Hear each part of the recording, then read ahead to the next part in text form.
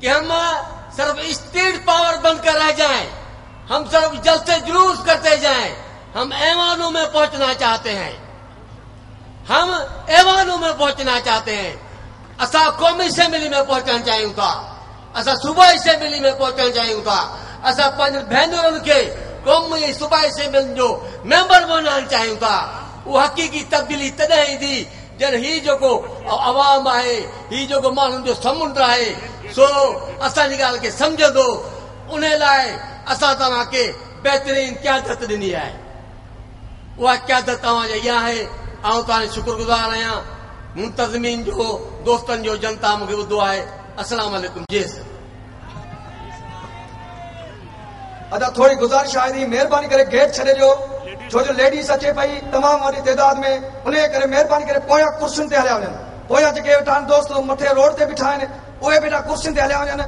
हेॾा प्रेस जी गैलरी आहे, सिर्फ़ु साफ़ इन जे लाइ रखी वई आहे, इन खे गैलरी खे ख़ाली कयो। हेॾा लेडीज़ जूं कुर्सियूं आहिनि, उन्हनि खे महिरबानी करे दोस्तनि खे गुज़ारिश आहे त मुंहिंजे साम्हूं जेके कुर्सियूं आहिनि उन्हनि ते हलिया वञनि। जेके हितां दोस्त बीठा आहिनि राइट साइड ते, उहे उथी करे होॾां कुर्सियुनि ते वञनि। इहे लेडीज़ जूं कुर्सियूं आहिनि। हाणे आउं दावा ते ख़िताब ॾींदुसि सिंध यूनाइटेड पार्टी जे लेबर विंग जे कोऑर्डिनेटर मोहतरम कमर राजपर साहब खे पाण चई अची खिताब करे। मोहतरम कमर ज़मा राजपर साहब ऐं दोस्तनि खे तो गुज़ारिश आहे त टाइम जो थोरो ख्याल कंदा। कोटड़ीअ मां सैयद इरफान शाह ऐं तलके जा दोस्त जेके पहुता आहिनि उन्हनि खे ख़ुशि आमदीद था चऊं। महिरबानी करे पहुते लहनि ऐं सभई तव्हां वॉलंटियर आहियो। सैयद इरफान शाह ऐं तोसां गॾु जेके वॉलंटियर आहिनि, महिरबानी करे सभिनी कारकुननि खे ऐं पोयां जेको अवाम आहे उन्हनि खे पहुते विहारियो ऐं डिसिप्लिन ऐं नज़म ऐं ज़ब्त मुज़ाहिरो कयो।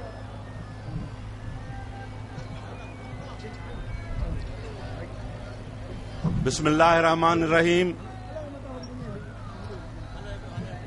जे दिल में तुंहिंजे कुल्फत आ ता मूंखे तोखां नफ़रत आ। जे दीन अवां जो दौलत आ ता मुंहिंजो मज़हब मोहबत आ। तूं इंसानियत जो वेरी आहे ऐं मुंहिंजी तो ते लानत आ। हिन धरतीअ ते गॾु रहणो आ तो सम्झी पंहिंजी मिल्कियत आ। मां बाग़ी आ, मां बाग़ी आ।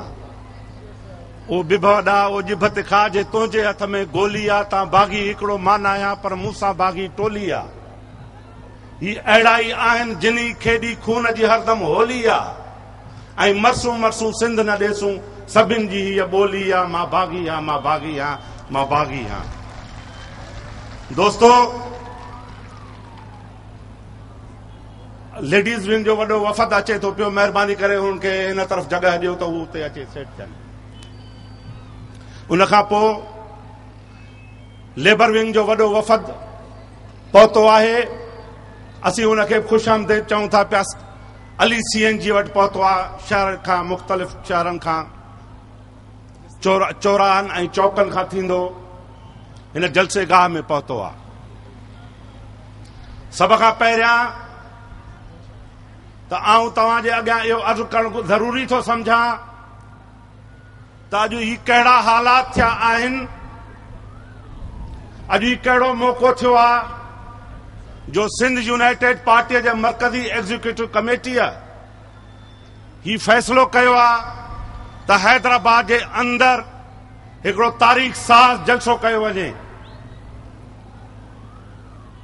आख़िर उहे कहिड़ा हालात आहिनि? ही हिकिड़ो असांजे लाइ, असीं जेके सिंध जा क़ौम परस्त, तरक़ी पसंद ऐं जमहूरियत नवाज़ सियासी कारकुन आहियूं, उन्हनि जे लाइ हिकिड़ो वॾो चैलेंज हो त हैदराबाद जे अंदरि ही लखे माण्हुनि जो इज्तिमा असीं कीअं था गॾु करे सघूं। अॼु जी ही जलसो शाहिदी थो ॾिए पियो त पाकिस्तान जे वेझड़ जी तारीख़ जे अंदरि, ही महीने ॿिनि जे अंदरि ही जेके वॾा वॾा जलसा थिया आहिनि, हैदराबाद जो जलसो उन्हनि वॾनि जलसनि मां हिकु आहे। पिशावर जो जमायत इस्लामीअ जो जलसो हुजे या घोटकीअ जे अंदरि मखदूम शाह महमूद कुरैशी जो जलसो हुजे या लाड़काने जे अंदरि नवाज शरीफ जो जलसो हुजे, असीं चैलेंज था कयूं पिया गैर जानबदार मुबसरनि खे त अॼु जाइज़ो वठो त हैदराबाद जो जलसो, सिंध यूनाइटेड पार्टीअ जो जलसो पाकिस्तान जे उन्हनि वॾनि जलसनि में हिकु आहे जंहिंजी सभु को तारीफ़ थो करे, पर सिंध जे माण्हुनि जो हिननि मिसकीन माण्हुनि जो, हिननि पोरियतनि जो, हिननि लावारिस माण्हुनि जो, जेके धरतीअ जा धणी आहिनि, जेके हिन वतन जा वारिस आहिनि, उन्हनि जे आवाज़ खे जेॾी महिल ऐवाननि ताईं पहुचाइण जी ॻाल्हि थी थिए त तसुब जूं अखियूं हेॾां ॾिसो, ही माण्हुनि जा अंबो, हेॾां ॾिसो, ही भेनरुनि जा अंबो, ही माण्हू, ही इंसान, ही इंसानी आबादी, ही किथां आया? इहे सिंध यूनाइटेड पार्टीअ जे अंदरि चाहिनि था पिया तब्दीली, तब्दीली, तब्दीली, तब्दीली। कहिड़ी तब्दीली था चाहियो? असीं इहा तब्दीली था। ऐं अदी बीबी शहनाज शाह ऐं समरीन भुट्टो खे गुज़ारिश कंदुसि त हू हिन तरफ़ां स्टेज ते हलिया अचनि ऐं ॿियूं अदियूं लेडीज़ जेके बि आहिनि उहे हिन पासे हलियूं वञनि, ॿियूं अदियूं जेके बि लेडीज़ आहिनि उहे हिन पासे हलियूं वञनि। हू लेबर विंग जे काफ़िले खे आऊं चवंदुसि जब्बार भुट्टे ऐं ॿियनि खे त पोइ साइड ते हलिया वञनि। त मां इहो अर्ज़ बि करणु घुरियो त आख़िरकार सिंध यूनाइटेड पार्टीअ जे सेंट्रल एग्जीक्यूटिव कमेटीअ स्टेज जे साथियुनि खे अर्ज़ कंदुसि त महिरबानी करे मुंहिंजी ॻाल्हि ॿुधो। सही शर साहब वियो त ॻाल्हि कयो, शर साहब वियो त ॻाल्हि कयो। सिंध यूनाइटेड पार्टीअ जे दोस्तनि आख़िरकार इहो फ़ैसिलो छाजे लाइ कयो आहे त हैदराबाद जे अंदरि हिन वॾी इंसानी आबादीअ खे हिते जमा कयो वञे। होॾां वियो, हेॾां अॻियां थी वियो, अॻियां थी वियो, गॾु थी वियो, हिते गॾु थी वियो, होॾां थी वियो। असीं इहो था चाहियूं, असीं इहो था चाहियूं त हिन मुल्क जे अंदरि मीर हैदर टालपुर खे सिंध यूनाइटेड पार्टीअ जे हिन जलसे आम में वॾो जुलूस वठी अचण ते असीं मुबारक था ॾियूं ऐं उनखे ख़ुशामदेद था चऊं ऐं खेसि अर्ज़ था कयूं त पाण स्टेज ते अचनि ऐं उनखां पोइ जेके ॿिया काफ़िले जा साथी आहिनि उहे जुलूस जलसे में पोयां जिथे बि जॻह उन्हनि खे मिले वेही रहनि। मां पंहिंजी ॻाल्हि खे अॻिते थो वधायां त सिंध यूनाइटेड पार्टीअ वारा चाहिनि था पिया त ही मुल्क जेको आहे उहो 1940 जे करारदाद ते ठहियो आहे। 1940 जी करारदाद तहत असांखे हक़ मिलनि। ॿी का बि ॻाल्हि क़बूल न आहे असांखे, असां ग़ुलामीअ जी ज़िंदगी रहण में असांखे ग़ुलामीअ जी ज़िंदगी न खपे। अमीर सिंध जो ग़रीब अवाम छो आहे? इहो नारो सिंध यूनाइटेड पार्टी छो थी अड़े? छाकाणि त सिंध यूनाइटेड पार्टी सम्झे थी पई त पाकिस्तान जे कुदरती वसीलनि, पाकिस्तान जे सनअती वसीलनि, पाकिस्तान जे ज़रई वसीलनि ते मुकमिल तरह सां सिंध जी वध में वध आमदनी ऐं ज़रई पैदावार आहे। जेका असांजी पैदावार आहे मुआशत जे अंदरि, पाकिस्तान जी इकानमीअ जे अंदरि वध में वध पाकिस्तान जे अंदरि रोल आहे त सिंध जो आहे। उन जे करे असीं चाहियूं था पिया त सिंध यूनाइटेड पार्टीअ वारा इहो असांजो वचन आहे त असांजी गैस असांजे हवाले कयो, असांजो पाणी असांजे हवाले कयो, असांजो पेट्रोल असांजे हवाले कयो, असांजो कोयलो असांजे हवाले कयो। ऐं वॾे में वॾी ॻाल्हि कहिड़ी? हक़ हुक्मरानी, यानी हिन महिनत कश माण्हूअ खे इहो हक़ हुजे त हू सिंध जो वज़ीर आला थी सघे। महिरबानी।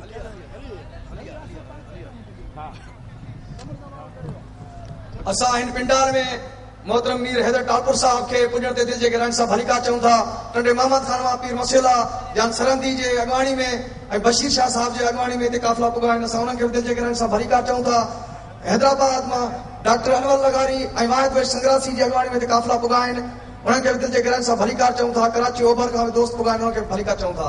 हाणे आऊं तव्हां ते ख़िताब ॾींदुसि लेडीज़ विंग जे अॻवान अदी शहनाज शाह खे पाण चली अची खिताब कनि अदी शहनाज शेख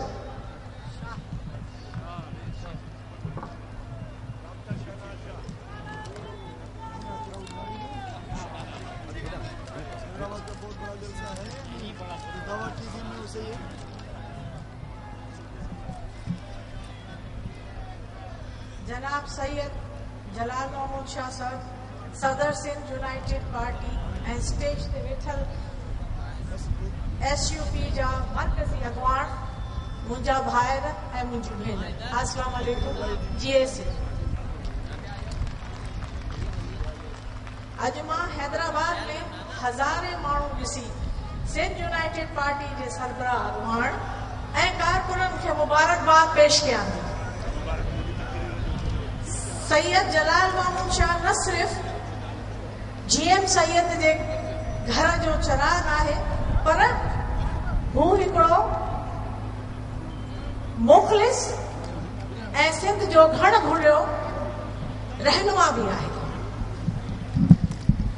मूंखे यकीन आहे त सैयद जलाल महमूद शाह जे क़यादत में असीं सभु सिंध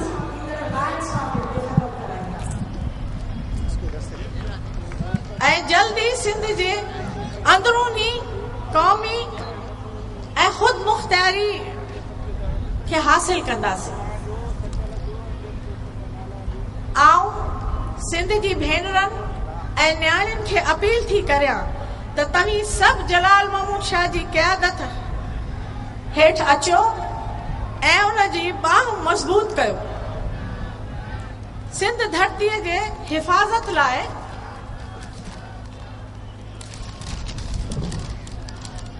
इंशाअल्लाह मुल्क जे ईंदड़ आम चूंडनि में सिंध जी समूरियुनि न्याणियूं ऐं सिंध यूनाइटेड पार्टी जूं न्याणियूं कामयाबी ऐं जिदोजहद माणींदियूं। मूंखे वॾी उम्मीद आहे त ईंदड़ हुकूमत सिंध सही नुमाइंदगी जे हवाले थींदी जंहिंजी अॻुवाणी सैयद जलाल महमूद शाह कंदो। अचो त गॾिजी ही नारो हणूं पंहिंजी धरती पंहिंजो इख्तियार सिंध खपे थी ख़ुद मुख्तियार। महिरबानी GS सिंध। अदा वरी गुज़ारिश थी महिरबानी करे ही गेट छॾे ॾियो त जीअं वॾा काफ़िला अञा पोयां अचनि था पिया त उन्हनि खे जॻह मिली सघे। महिरबानी करे पोयां कुर्सियुनि ते हलिया वञनि सभु दोस्त पोयां कुर्सियुनि ते हलिया वञनि। लेडीज़ जूं कुर्सियूं छॾे ॾियो अञा काफ़िलो पुॼे पियो लेडीज़ जो। टंडे मोहम्मद खान मां हिते काफ़िलो पुॻो आहे असां उन्हनि खे बि दिलि जे गहराइनि सां भलीकार चऊं था। नारो भरपूर नमूने सां हणो आहे नारे सैयद नारे सैयद। इहो आवाज़ ऐवाननि में पुॼणु खपे ऐं इस्लामाबाद जूं उहे दीवारूं हलणु खपनि नारे सैयद नारे सैयद। हो ऐवाननि में केरु थो घुरिजे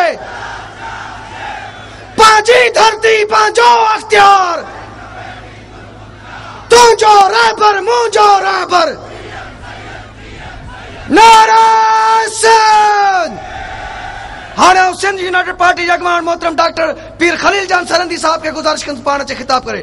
पीर खलील जान सरंदी साहब नारा सिंध।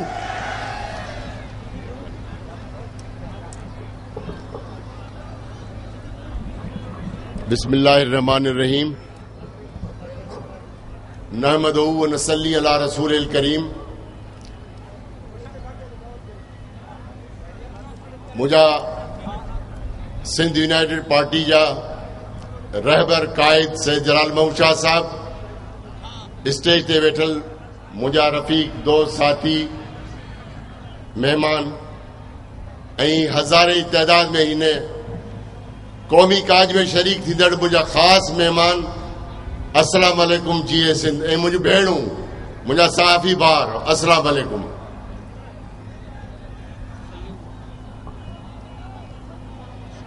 दोस्तों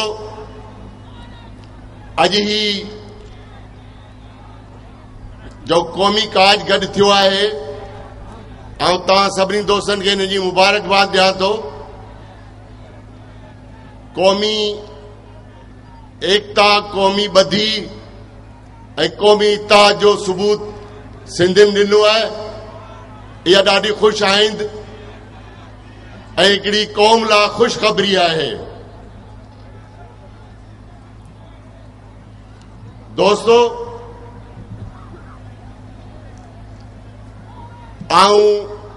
तारीख़ी घटि आहे पर मज़हबी ऐं क़ुरान जे हवाले सां हिकिड़ी क़ौम जो ज़िक्र कंदुसि जंहिं ते अल्लाह ताला घणो महिरबान रहियो। ऐं आऊं नथो सम्झां त उन खां वधीक कंहिं बि क़ौम ते को महिरबानियूं कयूं हुजनि। साईं, आऊं ख़ासि तौर ते उन क़ौम जी जंहिंखे बनी इसराइल यहूदी चयो वञे थो, ऐं अॼु इसराइल जे नाले सां जेका क़ौम आहे, यहूदी जेके आबाद आहिनि, उन्हनि ते क़ुरान में आहे त अल्लाह ताला चए थो जेके मूं नेमतूं जेके आहिनि इंतिहाई इन क़ौम ते तमामु करे छॾियूं।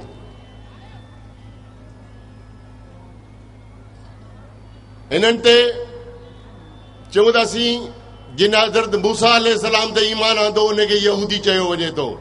तारीख़ी पस मंज़र इन क़ौम जो। जेके मूसा जा पैरोकार थिया उहे आल मूसा थिया, ॿिया आल फिरौन थिया।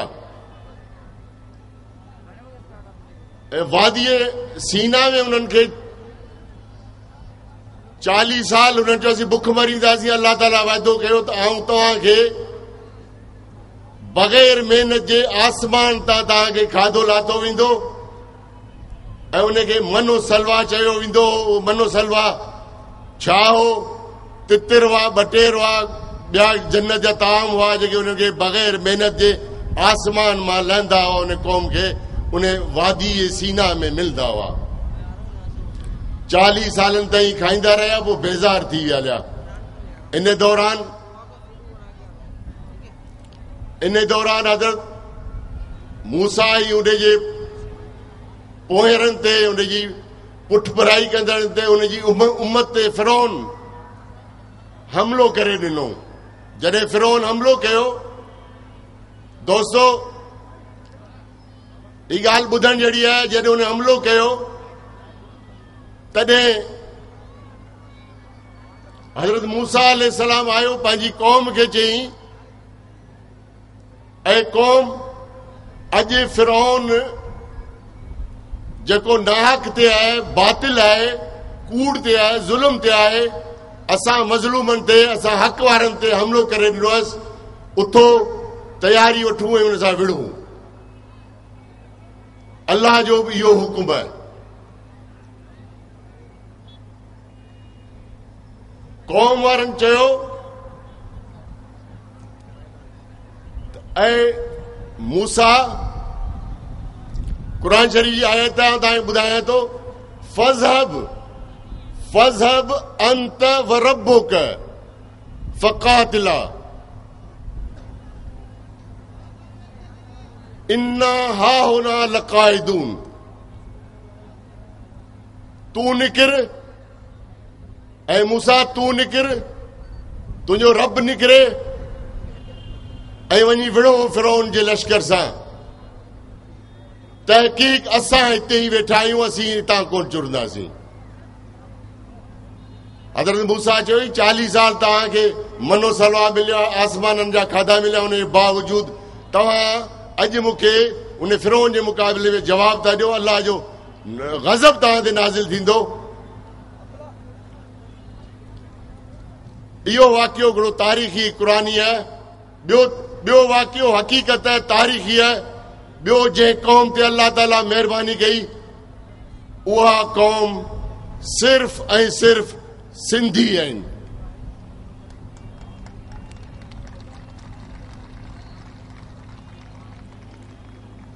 साढा 50,000 सालनि जी तारीख़ बज़ाहिर असांजे अॻियां पई आहे। उनखे अॻे केतिरा क़दीम आहियूं का ख़बर कान्हे का, पर साढा 5-6 हज़ार सालनि जी तारीख़ असांजी आहे। उन सिंधी क़ौम ते अल्लाह ताला जी जेका नेमत रहमत महिरबानियूं जेके आहिनि उहा इहा आहिनि त हिन सिंधी क़ौम कॾहिं बि पंहिंजे वजूद जी, पंहिंजी ज़बान जी, पंहिंजी धरती जे बचा लाइ कॾहिं बि कुझु कोन कयो आहे। ऐं अल्लाह ताला जी उन ते महिरबानी रही है जो उन जे वजूद के, उन जी ज़बान के, उन जी सकाफ़त, उन जी धरती, उन सभिनी रिवायतुनि खे अल्लाह ताला उनखे बरक़रार रखियो आहे। बसि दुनिया में ॿी का बि क़ौम कान थी मिले सवाइ इन्हनि ॿिनि क़ौमुनि जे जिन ते अल्लाह ताला घणो महिरबान रही आहे। दोस्तो, हाणे महिरबानियूं अल्लाह ताला जूं बि एतिरियूं थी चुकियूं आहिनि जो कंहिं अमरा खां पुछियो वियो अदा नालो छा अथई? चई अल्लाह बचायो। चई कमु कहिड़ो कंदो आहीं? चई नांगनि जी ॿिरियुनि में आङुर विझंदो आहियां। चेड़ा जेकॾहिं नालो अल्लाह बचायो अथई, धंधो इहो अथई, पोइ जहिड़ो अल्लाह बचायो तहिड़ो न बचायो। दोस्तो, आऊं अॼु तव्हांजे बिहाफ ते, तव्हांजे आधार ते तव्हांजो इत्तेहादी मोहबत क़ौमी यकजहती ॾिसी साईं जलाल शाह खे इहो वाइदो थो ॾियां, साईं जलाल शाह तोखे ई सिंधी क़ौम कान चवंदी त फज़ब अंत व रब्बुक फक़ातिला। असीं तोसां गॾु आहियूं, असां तोखे कोन चवंदासीं, असां तोखे कोन चवंदासीं त असीं हिते वेठा आहियूं। जिते बि हुकुम कंदे ही सॼी क़ौम तोसां गॾु हूंदी ऐं इंशाअल्लाह हर मैदान में हर जाइ ते तोसां गॾु हूंदी ऐं तब्दीली ऐं आइंदे जो मुस्तक़बिल नेक रोशन बहितर ख़ैर जो मुस्तक़बिल हिननि जी आहे, ज़रूरत बि आहे ऐं हिननि जो मुक़दर बि आहे। इंशाअल्लाह तुंहिंजी क़यादत में इंशाअल्लाह उहो मुक़दर ऐं उहो हक़ ही क़ौम बिल्कुलु माणींदी। इंशाअल्लाह असीं सभु तोसां गॾु आहियूं। जीए सिंध यूनाइटेड पार्टी। महिरबानी दोस्तो। सिंध में हिक ही उम्मीद, हिक ही आसरो, सैयद जलाल महमूद शाह, सैयद जलाल महमूद शाह।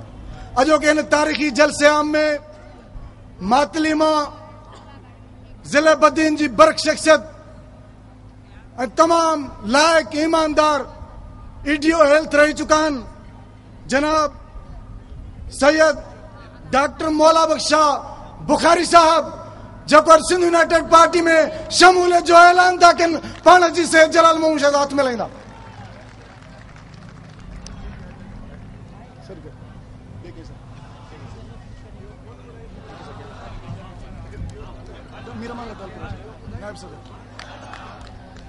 ये नारो ना चाहिए, नारो लगन खपे। जेतिरी हिते अवाम आहे उहे सैयद जा आशिक जेके आहिनि हथ मथे करे नारे सैयद, नारे सैयद।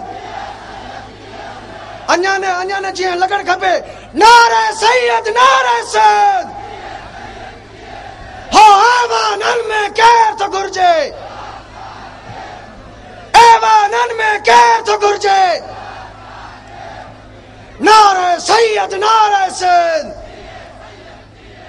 हाणे आऊं दावत खिताब ॾींदुसि सिंध यूनाइटेड पार्टी जे नायब सदर मोहतरम मीर अमान अल्लाह टालपुर साहब खे पाण अचनि अची खिताब कनि। मीर अमान अल्लाह टालपुर साहब, असां आलम पलारी साहब खे ऐं उन सां गॾु उनजा दोस्त आया आहिनि, उन्हनि खे महिरबानी असां हिन पिंडाल में ख़ुशि आमदीद चऊं था।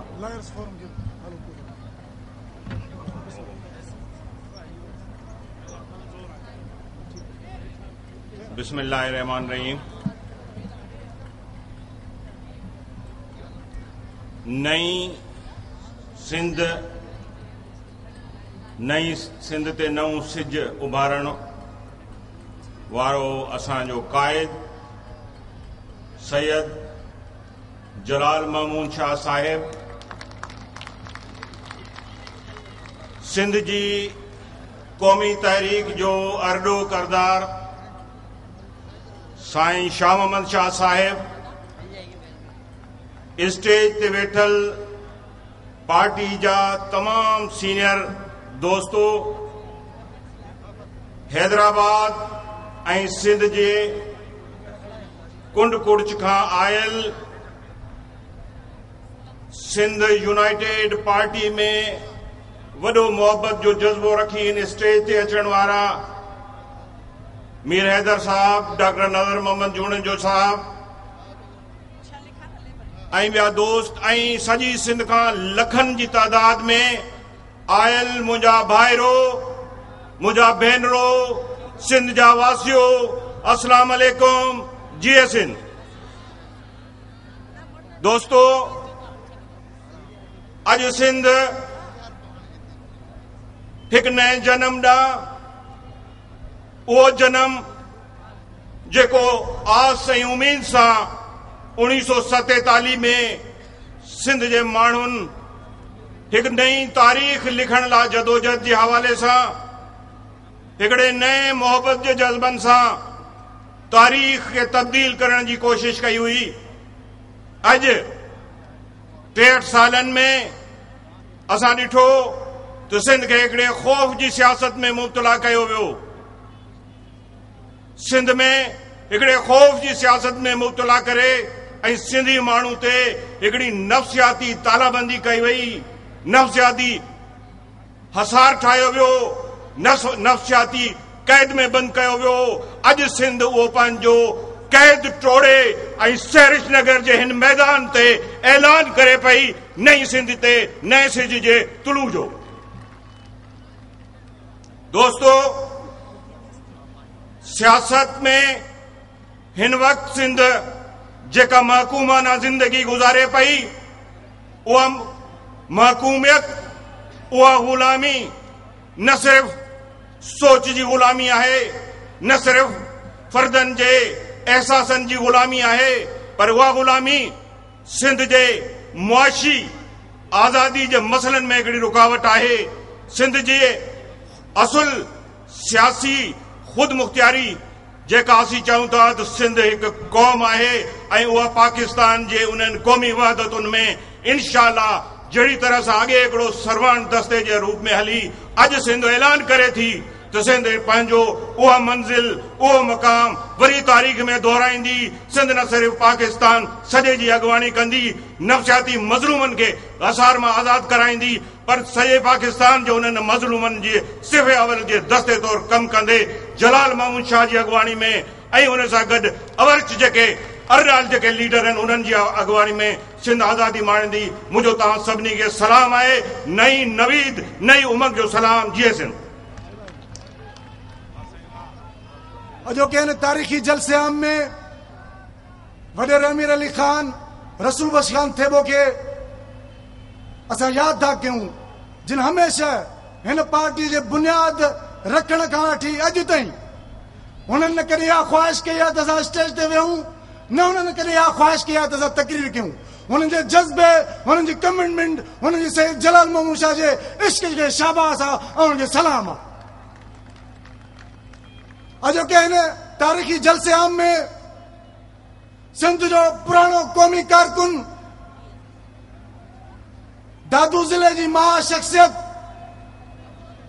हेल्थ डिपार्टमेंट में वॾो नालो, ईमानदार बाकिरदार डॉक्टर नज़र मोहम्मद जूनी जो सिंध यूनाइटेड पार्टी में शमूलियत जो ऐलान थो करे, खेसि मुबारकबाद था ॾियूं। पाण अचनि साईं जलाल महमूद शाह हथ मिलायूं। दावत ख़िताब लाइ सिंध यूनाइटेड पार्टी जे नायब सदर पुराने क़ौमी कारकुन शफी किरलानी खे गुज़ारिश था कयूं त अची आवाम सां मुखातिब थियनि।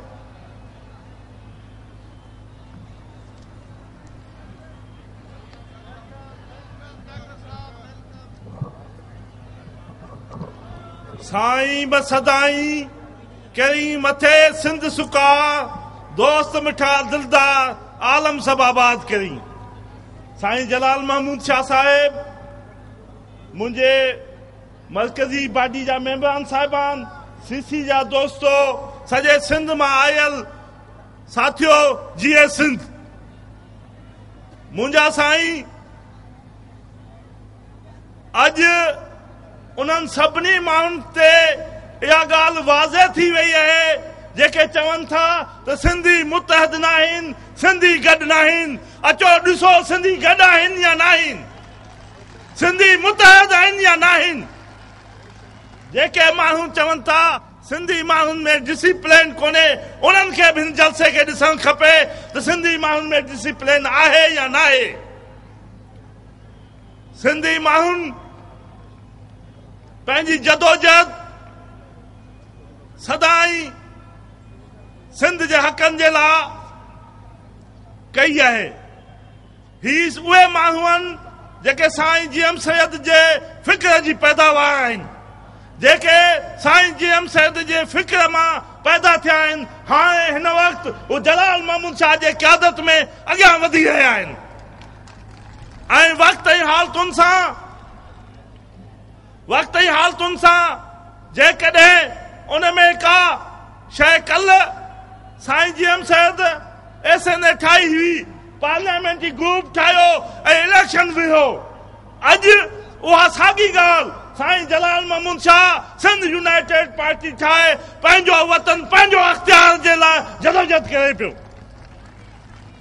ऐं इन्हनि सभिनी सिंधी माण्हुनि खे इहा ॻाल्हि ते एतमाद हुजणु खपे त साईं जीएम सैद जो जेको फर्ज़ आहे जेको उनजो वारस आहे साईं जलाल महमूद शाह उहो क़ौम सां कॾहिं गद्दारी कोन कंदो क़ौम खे पंहिंजे मंज़िल मक़सूद ताईं पहुचाईंदो ऐं उन जे लाइ सिंध जे सभिनी दोस्तनि सभिनी माण्हुनि खे गॾिजी जलाल शाह सां साथ ॾियणु खपे असां ख़ुदि साईं जीएम सैद जे फिक्र जी पैदावार आहियूं अॼु असीं साईं जीएम सैद जे उन जेको आहे साईं जलाल शाह सां गॾु आहियूं ऐं असां तव्हांखे यकीन ॾियारियो था त तव्हां सिंध यूनाइटेड पार्टी ते एतमाद कयो इंशाअल्लाह सिंध यूनाइटेड पार्टी तव्हांखे कॾहिं मायूस न कंदी तव्हांजा मसइला तव्हांजूं हर शइ हल कंदी पर हिकु दफ़ा तव्हां सिंध यूनाइटेड पार्टी ते एतमाद करे ॾिसो ऐं पोइ ॾिसो त इहे जेके सैयद जा जेके पोइ लॻनि जिन 15 साल 1.5 साल जेल काटिया आहिनि तकलीफ़ूं आहिनि उहे तव्हांजे ख़्वाबनि खे ताबीर